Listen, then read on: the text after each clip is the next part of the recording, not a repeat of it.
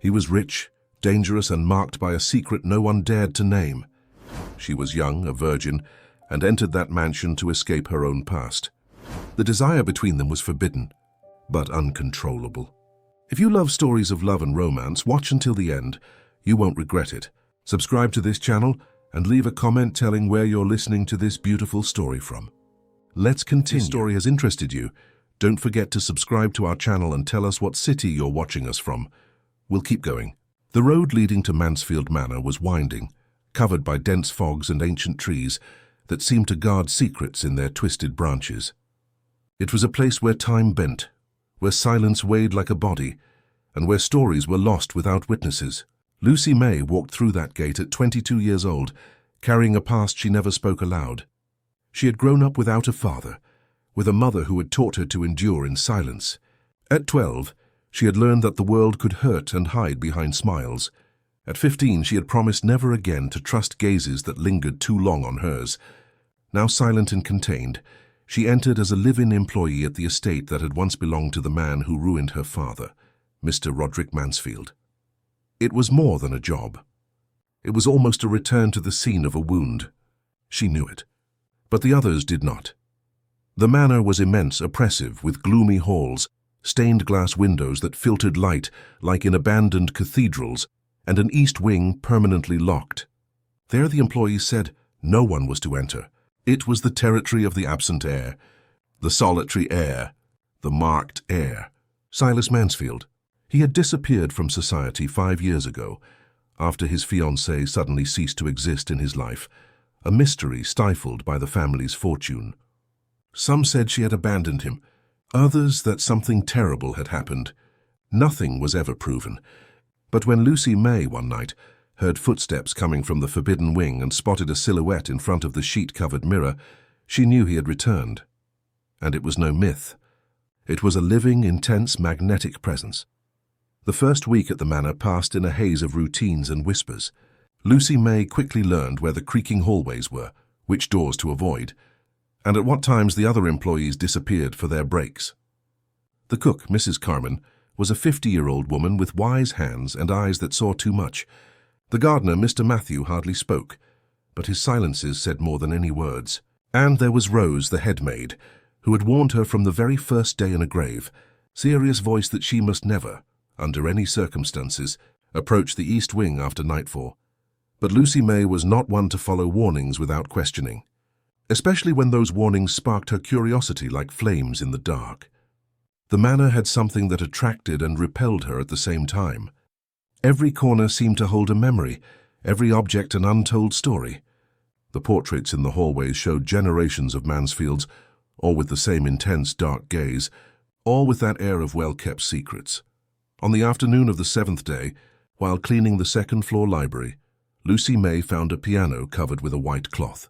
Her fingers brushed the keys without thinking, and the sound that emerged was sad and beautiful, like a lament that had been waiting to be released.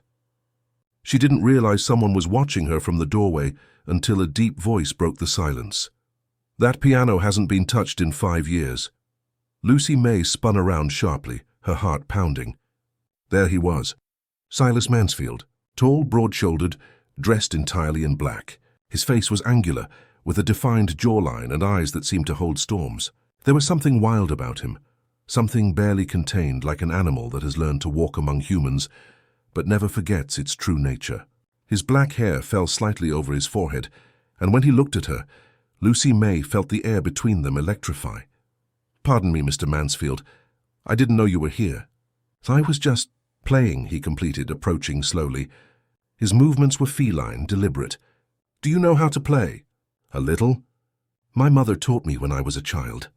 Silas stopped a few steps from her, studying her with an intensity that made Lucy May feel he could see through all her layers, all her defenses, down to the truth she held deep within her being. There was something dangerous in that gaze, but also something broken, something that begged to be understood. "You are not like the others," he said finally, his voice barely a whisper that seemed to fill the entire room. Lucy May didn't know how to respond. She felt she should step back, lower her gaze, behave as an employee was expected to in front of the master of the house. But something in her refused. Instead, she held his gaze and replied in a firm voice, "I don't know the others. Mr. Mansfield, I only know myself." A flicker of surprise crossed Silas's eyes, followed by something that might have been admiration or interest. He smiled, but it was a sad smile, as if he had forgotten how to express true joy. "You can call me Silas, and you can play the piano whenever you wish. This house needs music. It has been silent for too long." Before Lucy May could reply, he turned and left the library, leaving her alone with her still racing heart and a sense of vertigo she couldn't explain. It wasn't fear she felt. It was something more ambiguous, more dangerous. It was an invitation to the abyss. That night, as she lay in her small room on the 3rd floor of the manor, Lucy May couldn't sleep. The sounds of the old house surrounded her, creaks and sighs that seemed to come from the very walls. She thought of Silas, of the way he had looked at her, of the words he had spoken. "You are not like the others." What had he meant by that? How many others had there been before her? And then she heard the music. Faint at first, then clearer.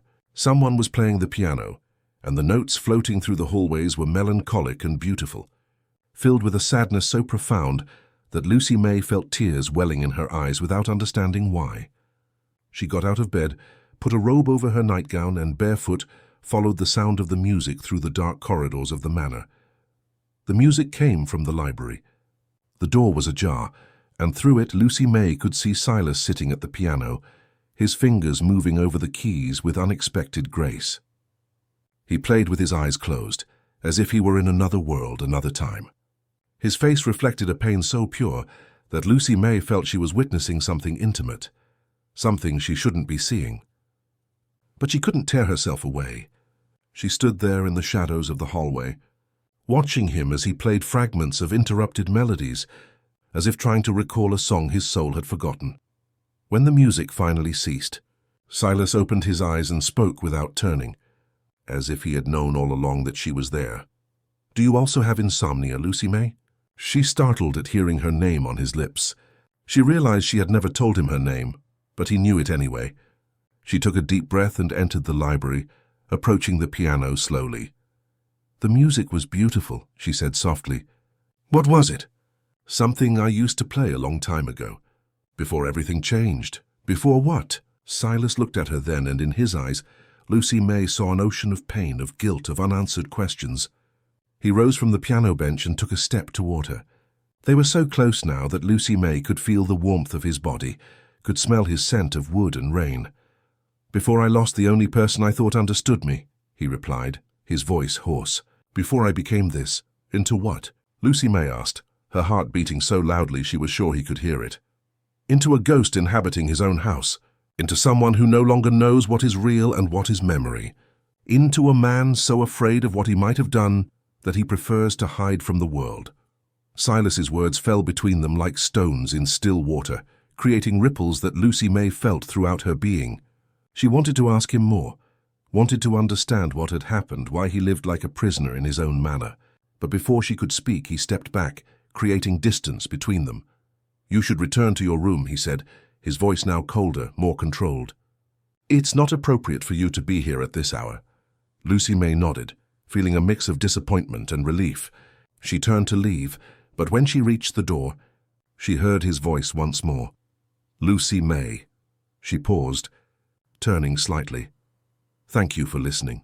In the days that followed, Lucy May began to live in a state of constant emotional vigilance. She knew Silas was watching her. She felt the air change when he entered a room, even when she didn't see him directly. Her hands trembled when touching objects he had touched, when cleaning spaces where he had been. But it wasn't fear that made her tremble. It was something more complex, more disturbing. It was an attraction that defied all logic, all prudence.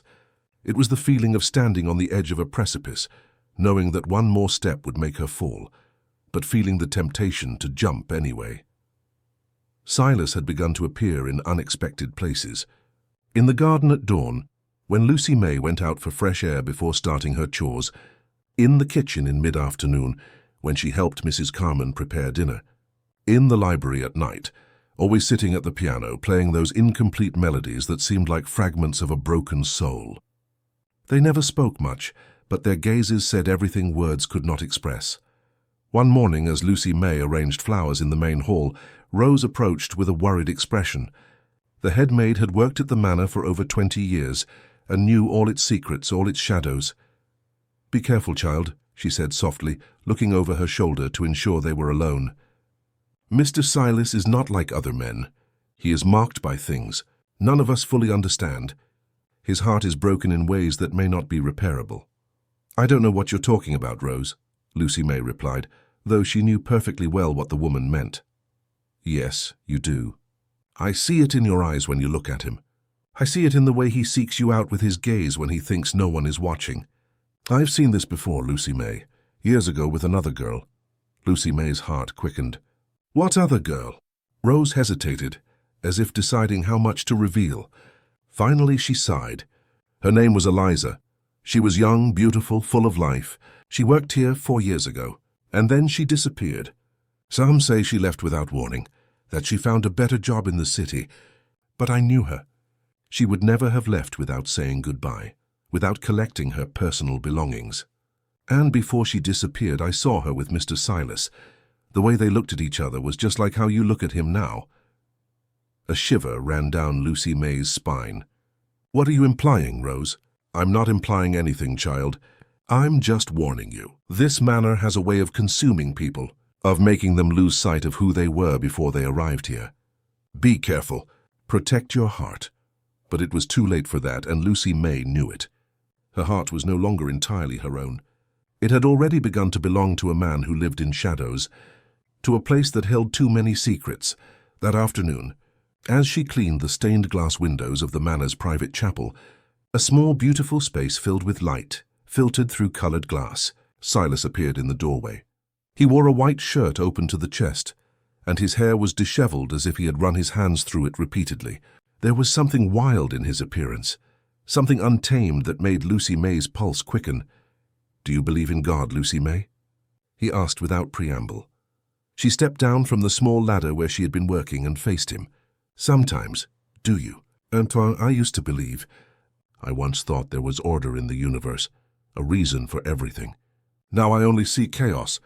What made you change?" Silas entered the chapel, slowly approaching her. "Losing someone I loved. Waking up one day with no memory of the night before, only with blood on my hands, and the certainty that something terrible had happened. Living for 5 years without knowing if I am an innocent man or a monster." The words fell like stones between them.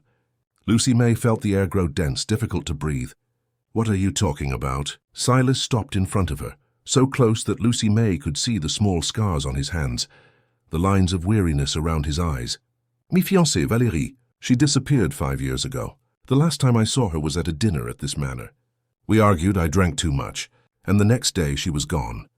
Her car was found on the cliff nearby, but her body never appeared. The police questioned me for months. Valerie's family blamed me, and I couldn't defend myself because I remembered nothing from that night. Absolutely nothing." "What's the last thing you remember?" "The being in my room yelling at her, saying horrible things, because I discovered she had lied to me about something important. And then nothing.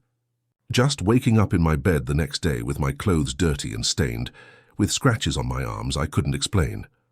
Doctors said it was a dissociative episode, caused by alcohol and stress. But I know it's more than that. There's something broken in me, Lucy May. Something dark I don't understand." Lucy May extended her hand without thinking, gently touching his arm. "I don't believe you're a monster, Silas." He looked at her with surprise, as if he didn't expect that gesture of compassion. "Why not? You don't even know me. I know your eyes. I know the sadness in your music. I know the way you treat the employees of this house with respect, even when you don't have to. A monster wouldn't do those things." Silas took Lucy May's hand in his, and the contact was like electricity coursing through her skin. Their eyes met, and in that moment something irrevocably changed between them. It was as if a door that had been closed for years finally opened, letting in the light. "Why did you really come to this manor, Lucy May?"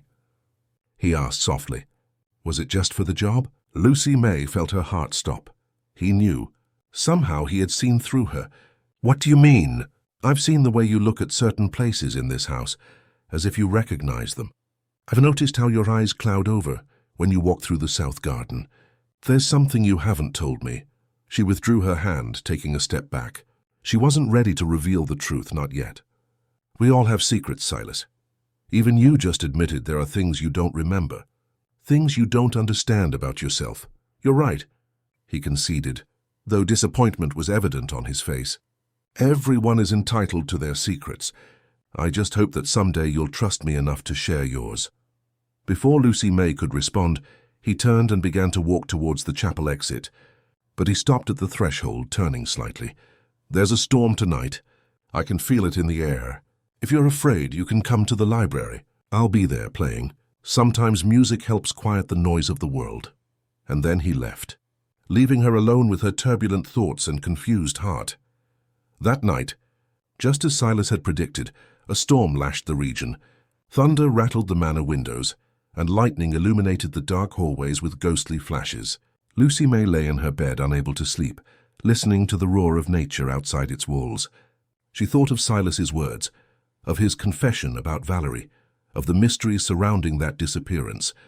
She also thought of what Rose had told her about Eliza, another girl who had worked at the manor and then disappeared without explanation. Was it possible that Silas was truly dangerous? Or was he simply a traumatized man, haunted by circumstances he couldn't control or understand? Lucy May wanted to believe in him, wanted to believe in the goodness she saw in his eyes when he looked at her. But she was also aware that she had come to this manor with her own hidden motivations, with her own thirst for answers about what had happened to her father. When another particularly loud clap of thunder shook the house, Lucy May made a decision. She got out of bed, put on her robe, and went into the hallway. Her bare feet made little noise on the ancient wooden floor as she made her way to the library. She needed to see him. She needed to be near him, even if she didn't fully understand why. The library was lit by candles when Lucy May arrived. Silas stood by the window, watching the storm with a glass of wine in his hand. He didn't turn when she entered, but spoke as if he had been expecting her. I knew you would come. There's something between us, Lucy May. Something neither of us can ignore, no matter how hard we try. She approached slowly, standing beside him in front of the window. Outside, the rain fell in thick curtains, transforming the world into a blurry painting of greys and dark greens. I'm afraid, she admitted softly. Of me? Of what I feel when I'm near you. Of what it might mean. Of where it might lead me. Silas finally looked at her, setting his glass aside. He gently placed his hand on her cheek, and the gesture was so tender that Lucy May felt she could cry. I'm afraid too. For 5 years I haven't allowed anyone close. I haven't trusted anyone, not even myself. But with you it's different. When I see you, when I hear your voice, I feel a part of me waking up after a long sleep. And that terrifies me because I don't know if I deserve to feel something like that. We all deserve a second chance, Silas. Even those who may have done unforgivable things. Even them. Especially them.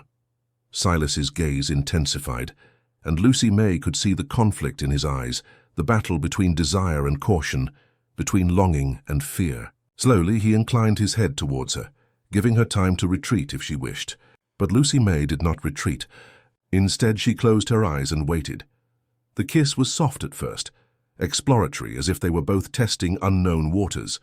But then it deepened, becoming more urgent, more needy. Silas's hands tangled in Lucy May's hair, and she felt her entire body ignite under his touch. It was as if all the defenses she had built over years crumbled in an instant, leaving her vulnerable and exposed, but also more alive than she had ever felt. When they finally separated, both were breathing heavily.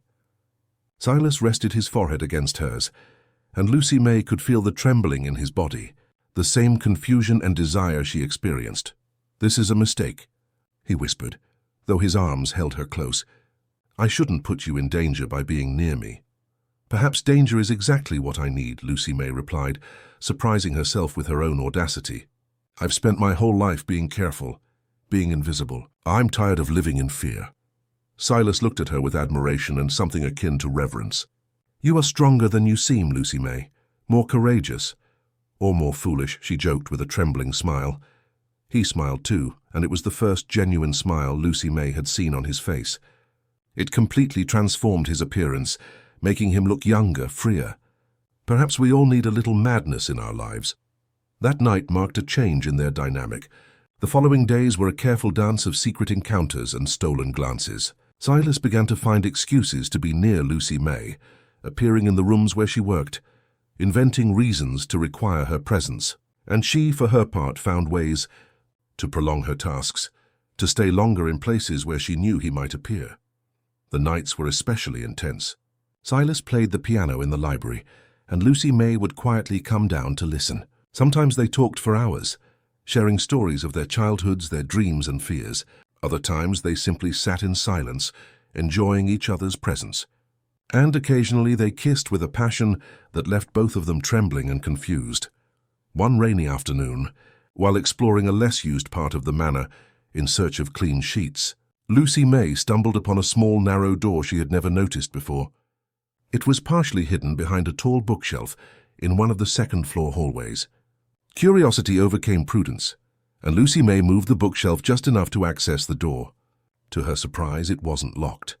The door opened with a creak, revealing a narrow staircase that descended into darkness. Lucy May took a candle from a nearby candelabra and began to descend carefully. The staircase led to what appeared to be a forgotten cellar, filled with old boxes, furniture covered with cloths, and the smell of dampness and past time. But what captured her attention was an ornate wooden box resting on a small table in the center of the space. With trembling hands, Lucy May opened the box. Inside she found a worn leather diary, letters tied with a red ribbon and several old photographs. She picked up the diary and opened it at random, reading the first lines her eyes found. The handwriting was feminine, delicate but firm, and the name written on the first page chilled her blood. Diary of Eliza Roberts. Lucy May sat on the dusty floor, her heart pounding as she began to read. The diary entries dated back 4 years, when Eliza worked at the manor. The first pages described her daily life, her tasks, her impressions of the other employees. But gradually the entries began to focus more and more on one person, on Silas Mansfield. Eliza wrote about encounters in the garden, conversations in the library, gazes that lingered too long. She described the way Silas made her feel, special, seen, desired. And then came the more intimate entries, where Eliza detailed stolen moments, secret kisses, whispered words in the dark. But what made Lucy May gasp was a specific entry, dated just 2 weeks before Eliza disappeared. Last night something happened that changed everything. We were in the conservatory, surrounded by orchids and glass fogged by the rain. Silas looked at me with those dark eyes that seemed to see directly into my soul, and said something that made me tremble. He said, "Let me take off all your clothes." Not in a vulgar way, but as a question, as a plea. And I said yes, because I want to give myself completely to him, without reservations, without fear. But I'm also afraid, because I know that once I cross that line, there will be no turning back. And there are things he doesn't know about me, secrets that could destroy what we are building. Lucy May closed the diary tightly, feeling nauseous. The phrase echoed in her mind like a disturbing reverberation. "Let me take off all your clothes." They were intimate, specific, memorable words. Was it possible that Silas used the same words with all the women he was interested in? Or was there something more sinister at play? And most disturbing of all, what had happened to Eliza after writing that entry? The diary continued for a few more pages, but Lucy May didn't have the courage to read on at that moment. She put the diary back in the box and quickly climbed the stairs, her mind spinning with questions and suspicions. She needed to think, needed to process what she had just discovered. But when she reached the hallway, she came face to face with Silas. He looked at her with surprise and then with suspicion as he noticed her altered expression. "What were you doing down there?" he asked, his voice tense. "I was just looking for sheets and found that door. I didn't know it led to a cellar." Silas studied her face for a long moment, as if trying to decide if he believed her. Finally he sighed. "That place is full of old family belongings. My father kept everything he wanted to forget down there. It's not a safe place. The floorboards are rotten in some parts." "I'm sorry, I didn't know." He approached, taking her face in his hands. "I don't like the idea of you getting hurt. Promise me you won't go back there." Lucy May nodded, though she knew it was a promise she couldn't keep. She needed to go back for that diary, needed to read the rest, needed to understand what had really happened to Eliza. But she couldn't tell Silas that, not yet, not until she had all the answers. The following days were a torture of self-imposed silence. Lucy May avoided being alone with Silas, inventing excuses to keep busy with tasks in different parts of the manor. He noticed the change, of course. She saw it in the way he looked at her during meals, in how he tried to initiate conversations that she abruptly cut short. But he didn't press, and that somehow made everything more difficult. One night, as she lay in her bed unable to sleep, Lucy May heard footsteps in the hallway, then a soft knock on her door. She got up and opened it to find Silas there, his hair disheveled and his expression tormented. "I can't take it anymore," he said without preamble. "For days you've been avoiding me and I don't understand why. If I did something that upset you, if I said something wrong, I need to know. This silence is driving me mad." Lucy May looked at him, seeing the sincerity in his eyes, the genuine pain in his voice. And in that moment she made a decision. If they were to have any chance of something real between them, she needed to be honest, at least partially. "I found a diary," she admitted softly. "In the cellar. It belonged to Eliza." Silas's face visibly paled. He swallowed with difficulty and took a step back, as if the name had physically struck him. "Eliza, what did you say?" "Eliza Roberts' diary. The girl who worked here 4 years ago and then disappeared. She wrote about you, Silas, about what was between you two." He ran his hands through his hair, clearly agitated. "Come into my room. We can't talk about this here in the hallway." Lucy May hesitated, but something in the urgency of his voice convinced her. She followed him down the hallway to the east wing, the part of the manor that had been forbidden to everyone except him. Silas's room was spacious but austere, with dark furniture and large windows overlooking the garden. The walls were lined with books, and musical papers were scattered everywhere. Silas closed the door behind them and leaned against it, as if needing the support. "What did the diary say?" "It talked about you two, about secret encounters, about feelings, about things you told her that she told you. Silas, I need to know the truth. What really happened to Eliza?" He closed his eyes, and when he opened them again, they were filled with a profound sadness. "I don't know." And that's the most terrifying truth of all. Eliza worked here for 6 months. She was beautiful, yes, and I believe there was something between us. Conversations, perhaps some moments that went beyond what was appropriate, but I don't remember much of that period. I was drinking heavily back then, still tormented by what happened with Valerie. The days blended into one another. "So you admit you had something with her?" "I admit it's possible, but not in the way you think." Lucy May, that year after Valerie disappeared, was the darkest of my life. There were entire days I simply lost, couldn't remember. Doctors said it was a form of dissociation, a response to trauma, and then Eliza simply left one day. She left a note saying she had found a better job in Manchester. No one thought it was strange at the time. But did you? Did you think it was strange? Silas nodded slowly. I always had a feeling something was missing, that there was information I didn't have.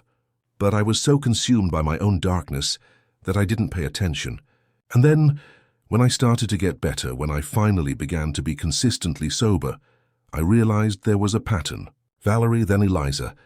Both disappeared from my life in ways that made no sense. And in both cases, I couldn't remember exactly what had happened in the days leading up to it. Lucy May felt a shiver run down her back. "Are you saying you think you did something? That you might have harmed them?" "I don't know," he admitted, his voice breaking. "And that uncertainty is worse than any knowledge. Because if I'm capable of doing terrible things and then not remembering them, what kind of monster am I? And how can I allow myself to be near you, knowing you could be next?" Lucy May approached him, taking his hands in hers. She could feel the trembling in his fingers, the tension throughout his body. "Look at me, Silas. Look me in the eyes and tell me in your heart, do you truly believe you're capable of harming someone?" He looked at her, and in his eyes Lucy May saw fear, confusion, but also something more. She saw pain and guilt, but she did not see malice. She did not see cruelty. She saw a man tormented by circumstances he didn't understand, haunted by ghosts that might not even be real. "I don't want to believe I am," he finally replied. "But there are lost hours in my life, Lucy May, blank moments I can't explain. And every time I get close to someone, every time I allow someone into my life, that person disappears. How can I ignore that pattern? Perhaps there's another explanation. Perhaps there's something else happening here that we're not seeing." "Like what?" Lucy May didn't respond immediately. In her mind, the pieces began to move, forming patterns she hadn't seen before. Was your father alive when Valerie disappeared? Silas frowned at the apparent change of subject. Yes, he was still alive. He passed away 2 years later. Why do you ask? And was he here at the manor the night Valerie disappeared? He was in his study, as always. What does my father have to do with this? Lucy May hesitated. She wasn't sure how much she should reveal about her own connection to Mr. Roderick Mansfield, about what her father had told her, before alcohol took his last coherent years. But something told her it was important, that it might be the key to understanding everything. Your father was not a good man, Silas. He looked at her with surprise. I know, he was harsh, controlling, sometimes cruel, but that doesn't mean he had anything to do with Valerie or Eliza. But what if he did? What if he had been protecting something or someone? What if the disappearances weren't your fault, but the result of his actions? Silas moved away from her, walking towards the window. Why are you saying this? What do you know that you're not telling me? It was time. Lucy May took a deep breath, preparing to reveal a truth she had held since she arrived at the manor. My surname is Ashton. Lucy May Ashton.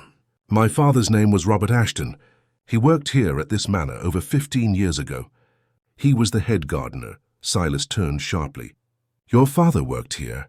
Yes, and your father fired him when he discovered my father had found information about irregularities in the family foundation.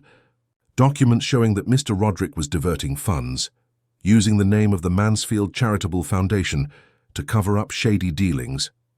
My father didn't want to say anything. He just wanted to keep working, supporting his family. But your father couldn't risk it. He fired him without references, destroyed his reputation throughout the region. My father could never find another decent job. He started drinking to forget, and eventually alcohol consumed him completely. He lost his life because of what your father did to him. The silence that followed was dense and terrible. Silas looked at her as if seeing her for the first time, as if all the pieces were finally falling into place. You came here for revenge, he said softly. I came here looking for answers, Lucy May corrected. I wanted to understand what kind of man Mr. Roderick was, what had driven my father to destroy himself. I thought that if I worked here, if I saw the place where it all began, perhaps I could find peace. And you used me for that, at first perhaps, but then everything changed. When I met you, when I saw your pain, when I understood that you too were a victim of your father in ways you didn't even fully comprehend, everything changed. Silas, I believe your father is behind all of this. I believe he did something to Valerie, perhaps to Eliza too, and he made you believe it was you, that you were responsible, to keep you controlled, to keep you here isolated and dependent on him. Silas sank into a chair, his face pale. My father was capable of many things. But murder? Making people disappear? Silas, why not? If he was capable of destroying my father's life for simply knowing too much, what would stop him from doing the same to someone who threatened his control over you, over the family? Valerie was pregnant, Silas said suddenly, his voice barely a whisper. It wasn't mine. I discovered that night she was pregnant with another man's child. That's why we argued. That's why I drank so much. She had lied to me for months. My father was furious when he found out. He said it was a disgrace to the family, that it would ruin our reputation. Lucy May approached him, kneeling in front of his chair. What if your father took care of the problem? What if he did something to Valerie, and then manipulated the situation to make it seem like you were responsible? He kept you here isolated, full of guilt, where he could control you. But my father is dead now. If what you say is true, I'll never truly know what happened. Perhaps we can know. Eliza's diary might have more information, and there are other ways to investigate. Documents, records, people who worked here back then. Silas lifted his gaze to her, and in his eyes Lucy May saw something she hadn't seen before. Hope. A fragile hope, but hope nonetheless. And with that hope also came something more. The possibility of starting anew, of building something real between them, without the shadows of the past obscuring every moment. The following days completely transformed the dynamic between Lucy May and Silas. They were no longer simply an employee and the owner of the manor, nor even just two people attracted to each other. Now they were allies, companions in a search for truth that could free them both from the chains of the past. They spent hours in the cellar, sifting through old boxes, reading ancient documents, looking for any clue that might shed light on the disappearances of Valerie and Eliza. Eliza's diary became their main source of information. Lucy May read it cover to cover, and each entry painted a more complex picture of what had happened in those days. Eliza had been intelligent, observant. She had noticed things other employees overlooked. She wrote about whispered conversations between Mr. Roderick and a man who visited the manor regularly, a lawyer named Hector Sterling. She described documents she had accidentally seen in Mr. Roderick's study, papers that mentioned money transfers to overseas accounts, and then there were the final entries, those written in the weeks before her disappearance. In them, Eliza expressed fear.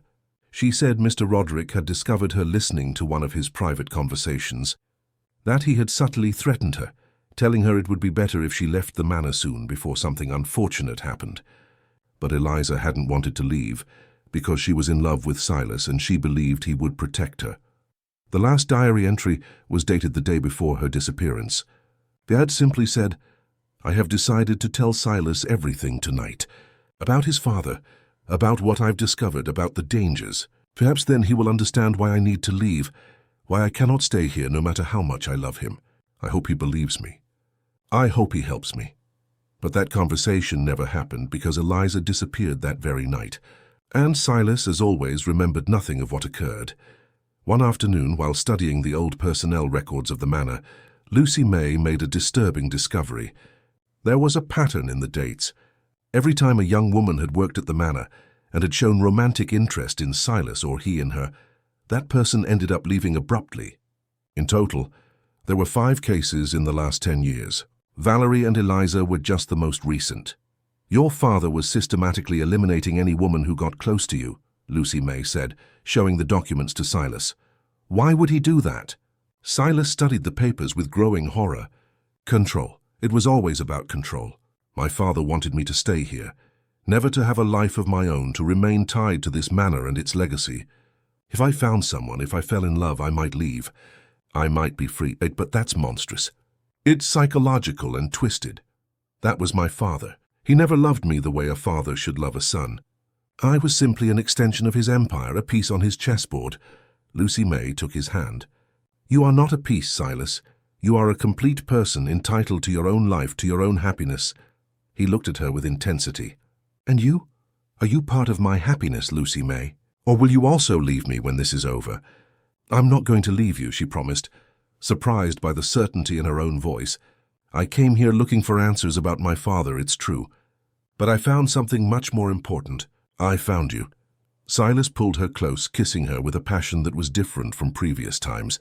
There was urgency in that kiss, but also promise, commitment. When they separated, he rested his forehead against hers and sighed. "We need to find concrete proof. If my father really did something to those women, there has to be evidence.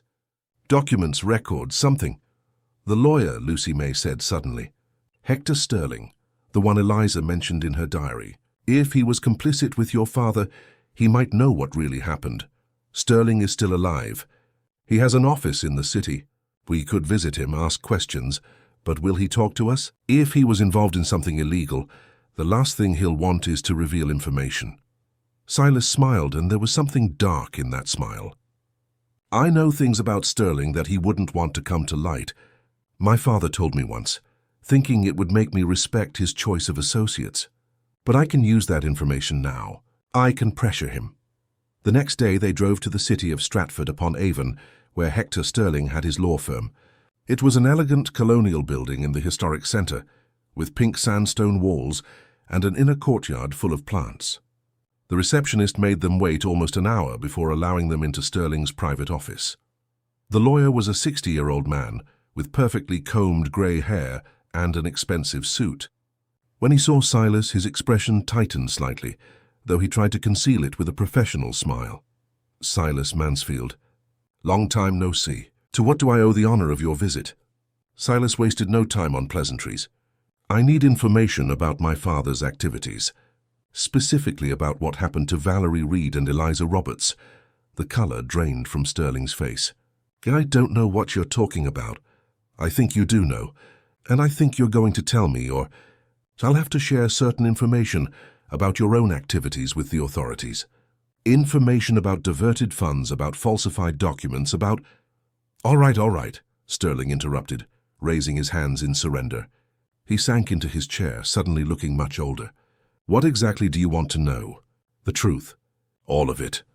Sterling sighed deeply, looking out the window as if searching for a way to escape. Finally, he began to speak, his voice tired.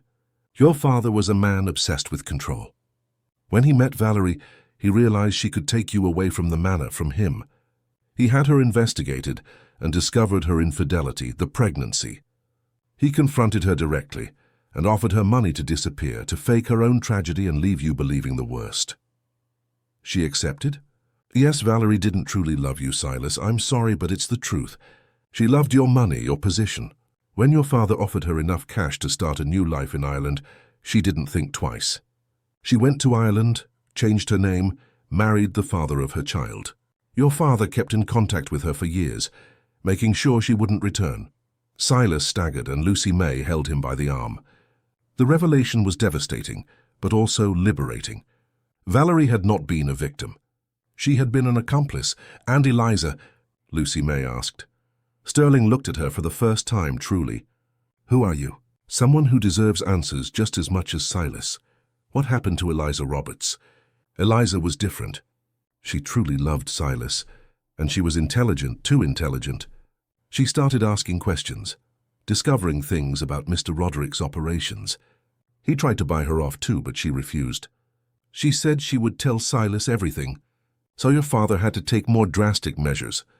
What did he do? Silas's voice was barely a whisper. He scared her. A lot. He hired men to follow her, to subtly threaten her. He made her believe her life was in danger if she stayed.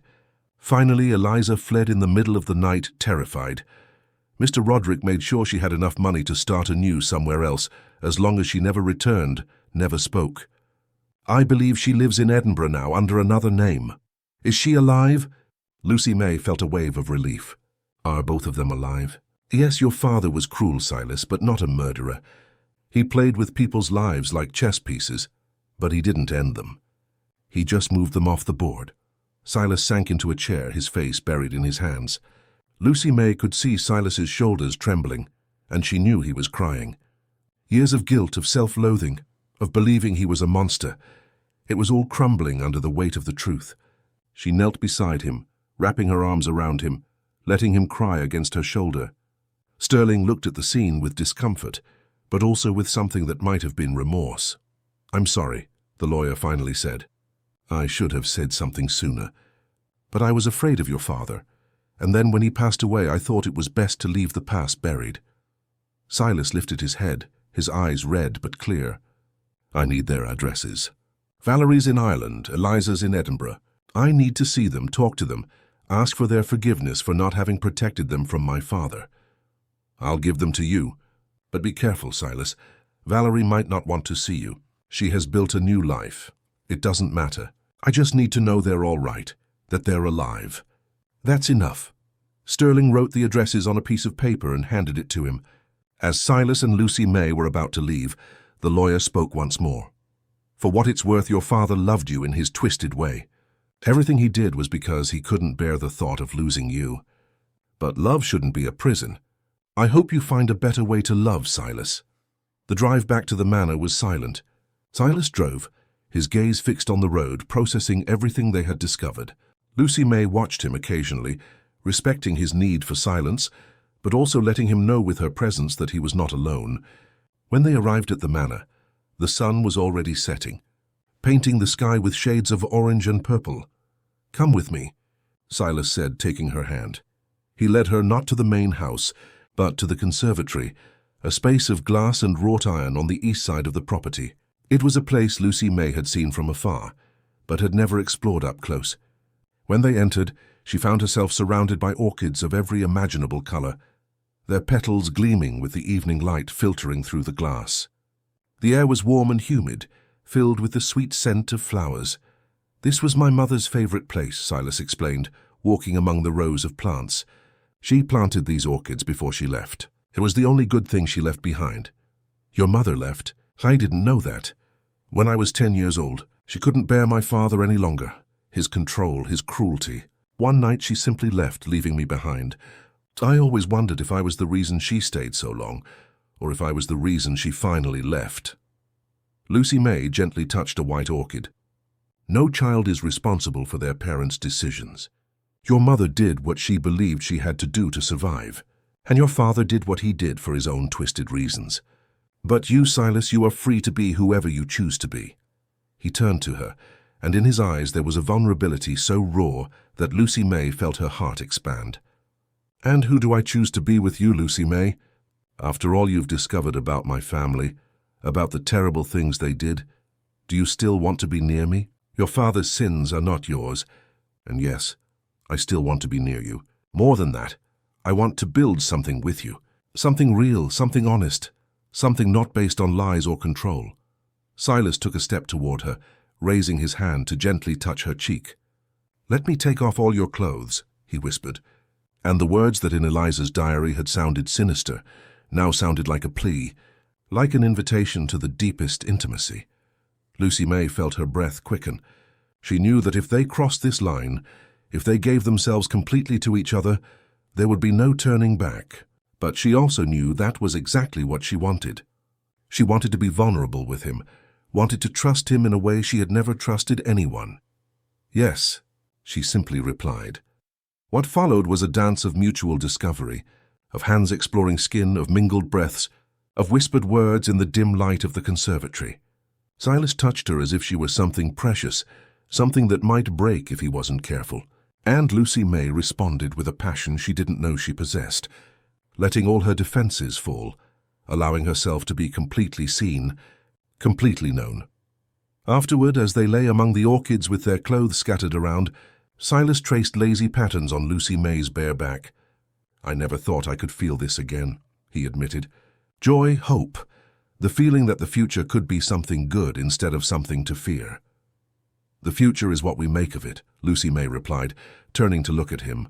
"And I want to make something beautiful with you, even if it means staying in this manor. I know it holds bad memories for you, associations with your father's suffering." Lucy May had thought about this. It doesn't have to hold bad memories.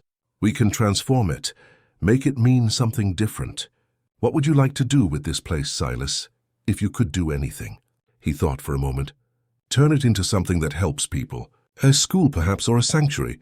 Something that undoes some of the harm my father caused. A music school, Lucy May suggested. You could teach children who lack resources. Share your talent. Silas's eyes lit up. A music school, yes, that would be perfect. Fill these silent halls with sound, with life, with joy. Transform the prison into a sanctuary. Then let's do it. Together. They spent hours in the conservatory, making plans, dreaming aloud, building a future that seemed bright and possible. But when they finally returned to the main house, they found Rose waiting for them at the entrance, her face pale and worried. "Mr. Silas, this arrived for you," she said, handing him a thick envelope. "A messenger brought it an hour ago. He said it was urgent." Silas opened the envelope, and Lucy May watched his expression change from curiosity to shock as he read the contents. "What is it?" she asked. "They're photographs." "And a letter." He showed her the images. They were photographs of Valerie, clearly taken recently. She was on a terrace overlooking the ocean, smiling with a small child in her arms. She looked happy, completely removed from the life she had in England.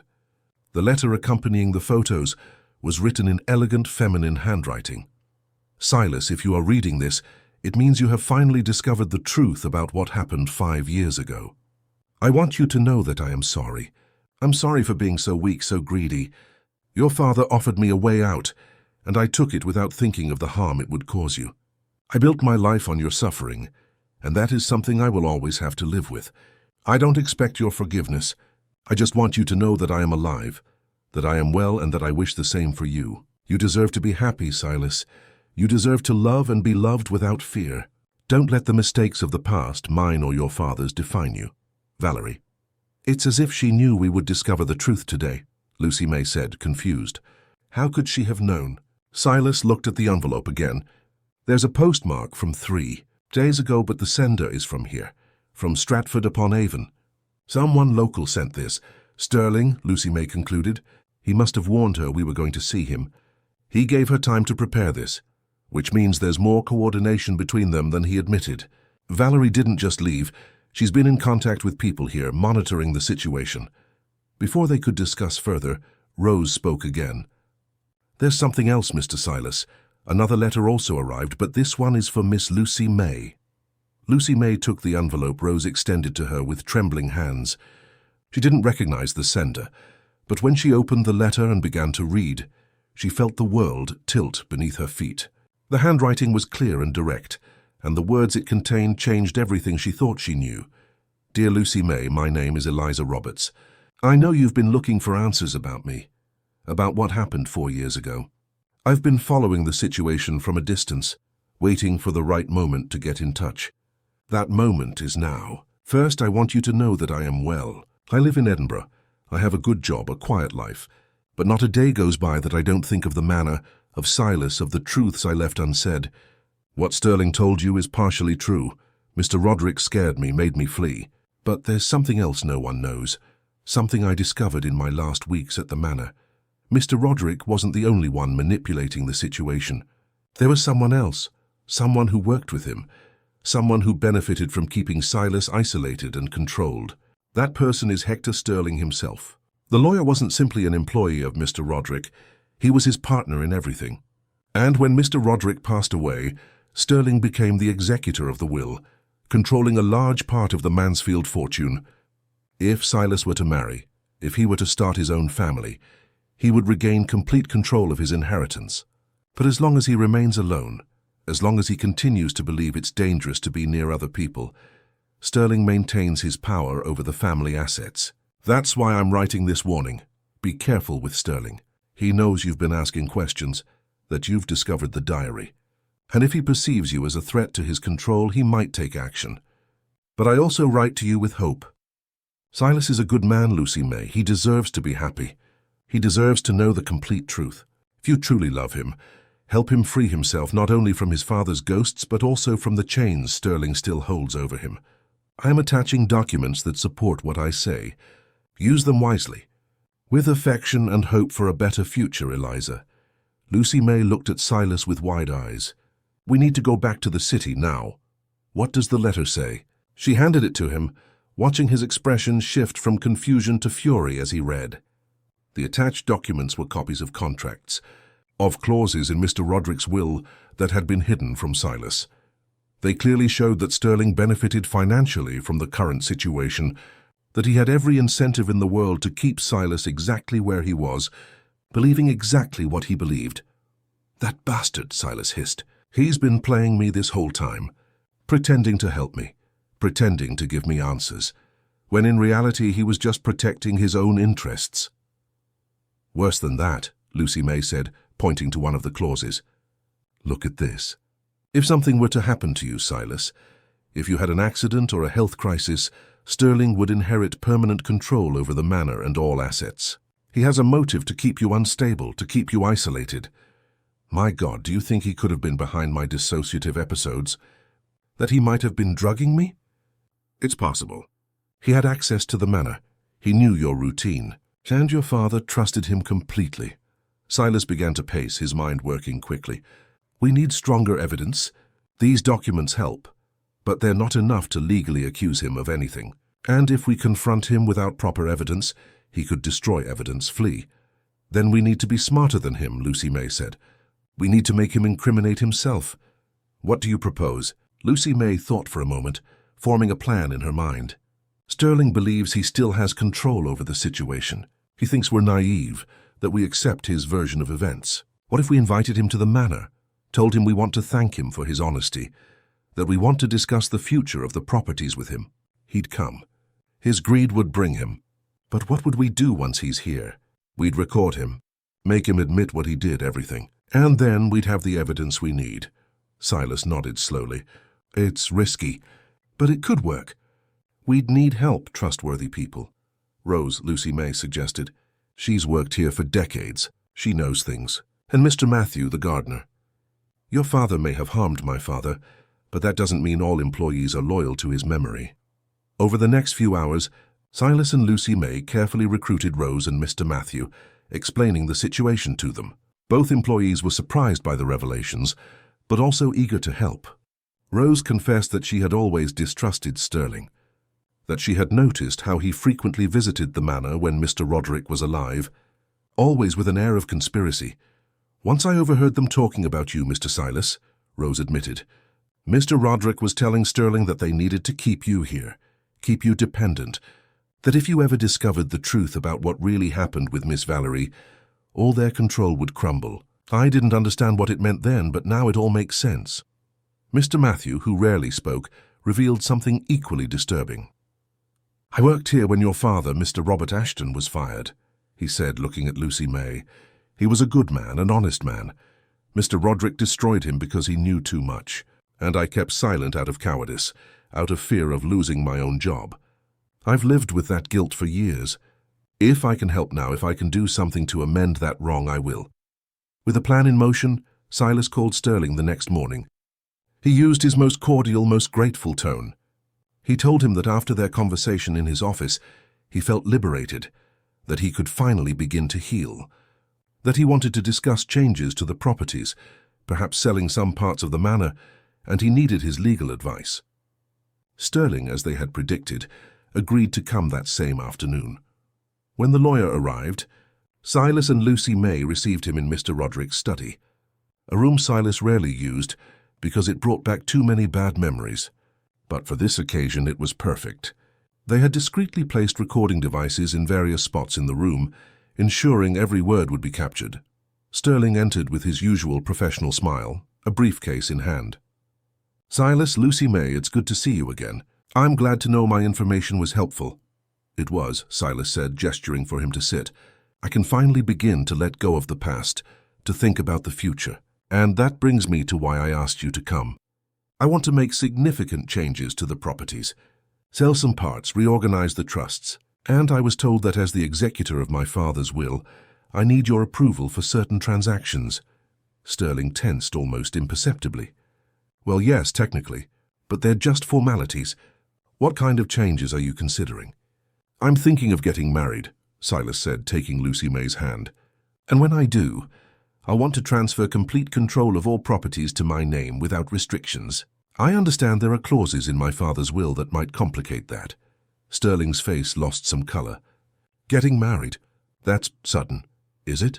I've known Lucy May for weeks, and after years of solitude, of believing I was cursed, I've finally found someone with whom I want to build a future. I thought you'd be happy for me."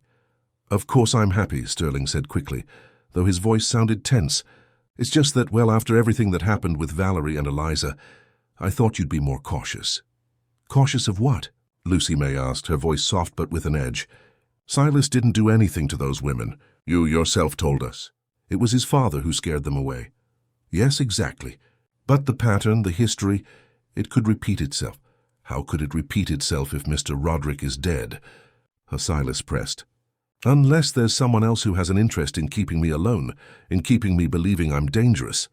Sterling stood up abruptly. "I don't know what you're implying, Silas, but I don't like your tone." "Sit down, Hector," Silas ordered, and there was steel in his voice, "because we have a lot to talk about. For example, about the clauses in my father's will that you never showed me, about your financial stake in keeping me exactly where I am, about how you benefit from my isolation. That's ridiculous. I've only tried to protect you, to follow your father's wishes." "Protect you? Or protect your own interests?" Lucy May pulled out the documents Eliza had sent. "We have proof, Hector. We know everything." Sterling looked at the papers, and his expression changed from defensive to calculating. He slumped back into the chair, defeated. For several minutes he didn't speak. Silas and Lucy May waited, giving him time to process that his game was over. Finally, Sterling sighed deeply. "Your father was my mentor, my partner, my friend. When he passed away, he left me in a position of power, yes, but also of responsibility. He made me promise to look after you, to keep you safe. And, in his twisted mind, keeping you safe meant keeping you alone." "So you continued his work," Silas said, his voice full of disappointment. "You continued manipulating me, controlling me.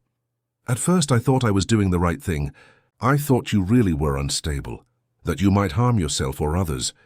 But over time I realized it was more convenient for me for you to remain that way. The clauses of the will gave me power, influence, income. And yes, I became addicted to that power. But I never physically harmed you, Silas. I never went that far. My dissociative episodes? Silas asked. Did you induce them somehow? Sterling hesitated, then nodded slowly. There were medications in the wine I sent you as a gift. Things that could cause temporary confusion, short-term memory loss, enough to keep you doubting yourself, but not enough to cause permanent harm, or at least that's what the doctors I discreetly hired told me. Son of a bitch, Silas hissed, standing up menacingly. Lucy May placed a hand on his arm, calming him.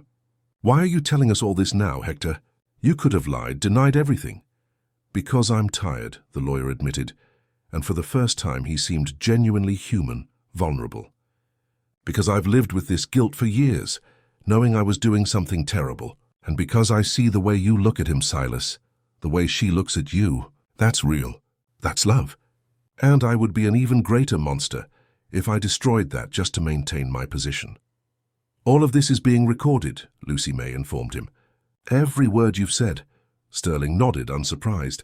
I imagined as much. I suppose I deserve whatever comes next. Silas walked to the window, looking out at the garden that stretched beyond.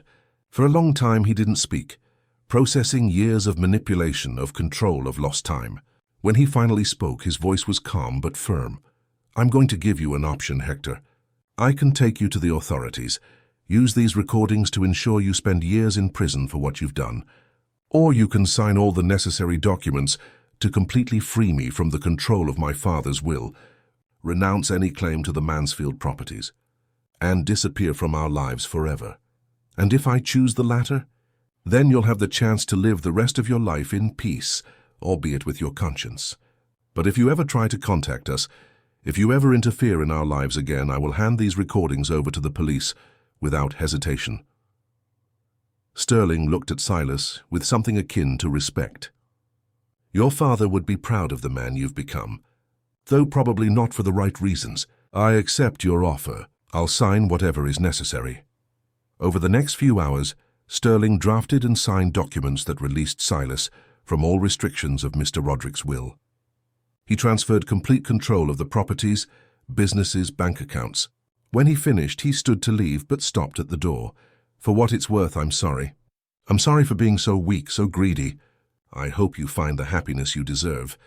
Silas, both of you deserve it. And then he left, walking to his car under the setting sun, leaving behind years of lies and manipulation.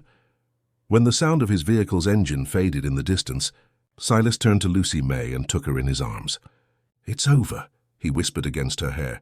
It's finally over. I'm free. We are free, she corrected, hugging him tightly. The following months brought transformations neither of them could have imagined. Silas sold several plots of land he didn't need, generating funds to convert the manor into something new and beautiful. The gloomy halls were renovated, filling with light and color. The East Wing, which had been his prison for so long, became music classrooms, where children from low-income families could come to learn piano, guitar, violin. Lucy May used some of the money to create a foundation in her father, Robert Ashton's name, dedicated to helping families who had been harmed by unfair business practices. It was her way of honoring his memory, of transforming her pain into something positive. And Silas supported her every step of the way, using his influence and resources to amplify the foundation's impact.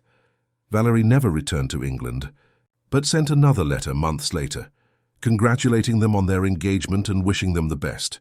She had found peace in Ireland, and that was enough. Eliza, for her part, accepted the invitation to visit them.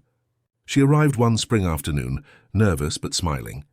The encounter was emotional, full of forgiveness and new beginnings.